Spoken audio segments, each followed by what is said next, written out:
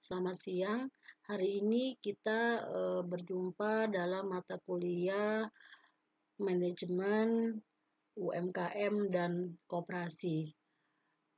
Dalam mata kuliah ini kita akan membahas definisi dari manajemen, apa itu koperasi, dan apa itu UMKM. Lalu di slide berikutnya kita akan membahas apa itu definisi dari manajemen.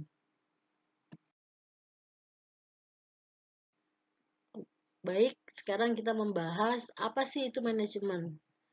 Nah, manajemen adalah merupakan sebuah proses dalam rangka untuk mencapai suatu tujuan yang telah ditetapkan dalam suatu organisasi dengan cara bekerja sama antara orang-orang yang ada di dalam suatu struktur organisasi maupun dengan pihak-pihak eksternal dan dengan beberapa sumber daya yang dimiliki oleh sebuah organisasi. Dengan kata lain, manajemen adalah upaya mencapai tujuan bersama dengan memanfaatkan sumber daya yang ada. Lalu ada beberapa definisi manajemen menurut para ahli. Salah satunya atau beberapa di bawah ini yaitu manajemen menurut Mary Parker adalah suatu seni di mana tiap-tiap pekerjaan bisa diselesaikan bersama dengan orang lain. Yang kedua adalah George Terry. Menurut George, manajemen adalah suatu ilmu dan sekaligus seni yang menjadi wadah dalam ilmu pengetahuan, sehingga manajemen bisa dibuktikan secara umum. Masih banyak lagi sih definisi-definisi manajemen menurut para ahli, bisa dilihat atau dicari referensinya. Lalu kesimpulannya apa sih itu manajemen? Manajemen adalah segala upaya yang dilakukan untuk mencapai tujuan bersama dengan cara dipelajari, disikapi, lalu diimplementasikan dalam dunia perusahaan.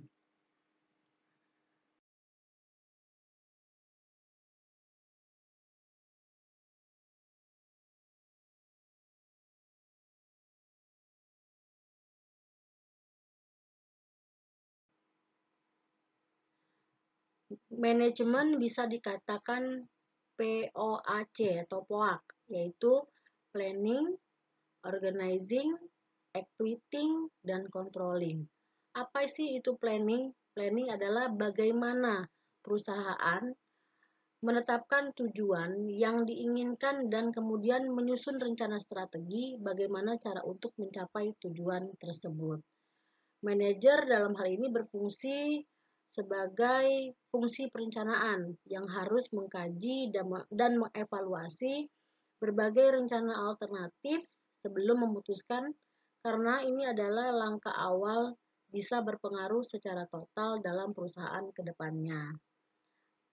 Ada beberapa aktivitas dalam fungsi perencanaan. Yang pertama, menetapkan arah tujuan dan target bisnis. Yang kedua, menyusun strategi untuk mencapai tujuan tersebut. Yang ketiga, menentukan sumber daya yang dibutuhkan. Dan yang keempat, yaitu menetapkan standar kesuksesan dalam upaya mencapai tujuan. Lalu, apa sih fungsi-fungsi dari perencanaan atau syarat dari fungsi perencanaan? Yaitu satu, mempunyai tujuan yang jelas. Kedua, sederhana, tidak sulit dalam menjalankan. Ketiga, memuat analisis pada pekerjaan yang akan dilakukan. Keempat, fleksibel. Kelima, mempunyai keseimbangan dan tanggung jawab terhadap tujuan yang selaras pada setiap bagian. Yang terakhir, yaitu segala sesuatu yang tersedia bisa dipergunakan secara efektif serta berdaya guna. Apa manfaat dari fungsi perencanaan? Yaitu satu, bisa membuat pelaksanaan tugas jadi tepat dan kegiatan pada tiap-tiap unit akan lebih terorganisir ke arah tujuan yang sama. Yang kedua, dapat menghindar kesalahan yang mungkin akan terjadi. Yang ketiga, memudahkan pengawasan. Keempat, menjadi pedoman dasar dalam menjalani kegiatan. Lalu fungsi yang berikutnya atau manajemen berikutnya adalah organizing. Apa itu organizing? Fungsi pengorganisasian, yaitu pengaturan sumber daya manusia dan sumber daya fisik yang dimiliki agar bisa menjalankan rencana-rencana yang sudah diputuskan untuk mencapai tujuan yang diinginkan. Fungsi pengorganisasian mengelompokkan semua orang, alat, tugas, dan wewenang yang ada, dijadikan satu kesatuan yang kemudian digerakkan melaksanakan apa yang sudah direncanakan sebelumnya. Lalu apa saja sih kegiatan organizing? Yang pertama yaitu mengalokasikan sumber daya, menyusun dan menetapkan tugas-tugas serta menetapkan prosedur yang diperlukan. Yang kedua, menetapkan struktur perusahaan yang menunjukkan adanya garis kewenangan dan tanggung jawab. Yang ketiga, merekrut, menyeleksi, dan melakukan pelatihan secara pengembangan tenaga kerja.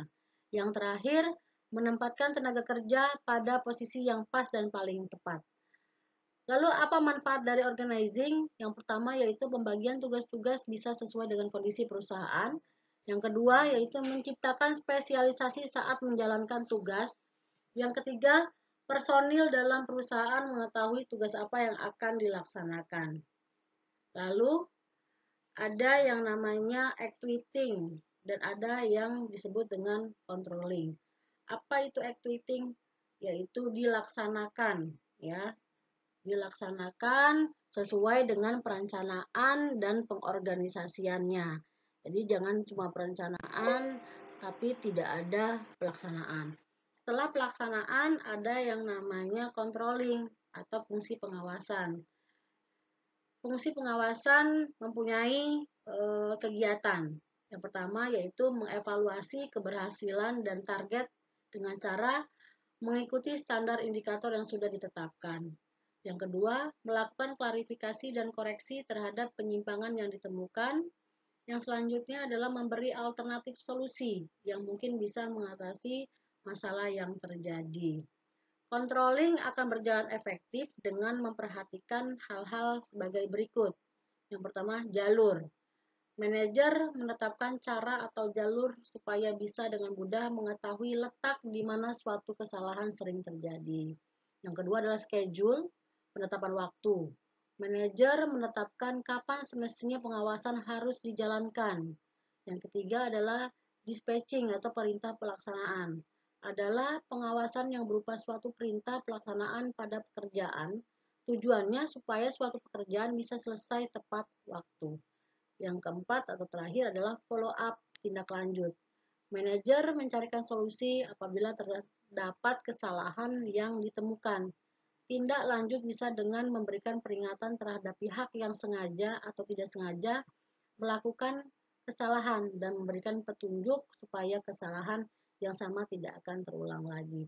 Demikianlah pengertian dari apa itu manajemen. Ya, bisa ditarik kesimpulan atau kalau ditanya apa itu manajemen, Anda bisa menjawab manajemen adalah planning, organizing, actuating, dan controlling. Kita lanjut nanti ke kepemimpinan ya.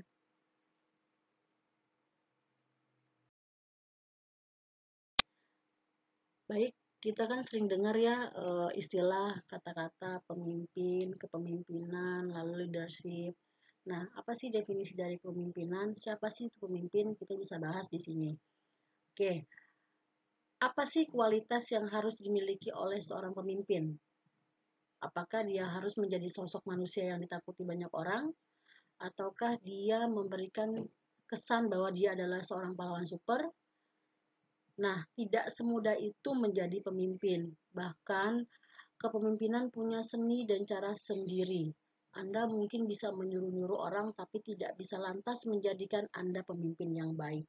Maka dikatakan bahwa pemimpin dan bos itu berbeda. Karena kalau jadi bos, belum tentu bisa jadi pemimpin, dan jadi pemimpin bisa jadi bos.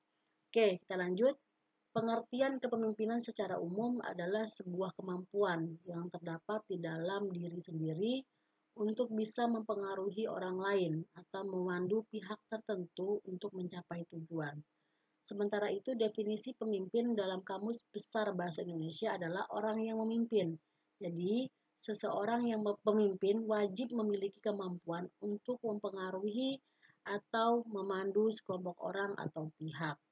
Lalu banyak definisi pemimpin atau kepemimpinan menurut para ahli. Anda bisa search di Google atau cari referensi pemimpin menurut para ahli. Apa sih kaitannya kepemimpinan dengan manajemen? Ya, di sini adalah dengan kepemimpinan yang bagus, maka akan melahirkan atau menciptakan manajemen sebuah perusahaan itu juga bagus. Karena secara tidak langsung, manajemen suatu perusahaan itu tergantung dari jiwa kepemimpinan seorang manajer atau seorang pemimpin. Oke, nanti kita lanjut pembahasan mengenai apa sih hubungan antara manajemen, UMKM, dan koperasi. Nah, UMKM dan koperasi akan bisa berjalan dengan lancar kegiatan usahanya jika manajemen di dalam perusahaan-perusahaan tersebut bagus dan jika kepemimpinan di dalam perusahaan-perusahaan tersebut juga bagus. Maka kegiatan koperasi, kegiatan usaha kecil menengah, kegiatan makro mikro itu akan berjalan lancar jika ada kerjasama antar pihak di dalam manajemen perusahaan dan mempunyai sinergi yang bagus untuk mencapai tujuan bersama. Demikian sekilas dari materi manajemen UMKM dan koperasi pada pertemuan pertama ini. Jika ada yang kurang jelas bisa ditanyakan melalui LMS BSI atau chat ke saya. Terima kasih.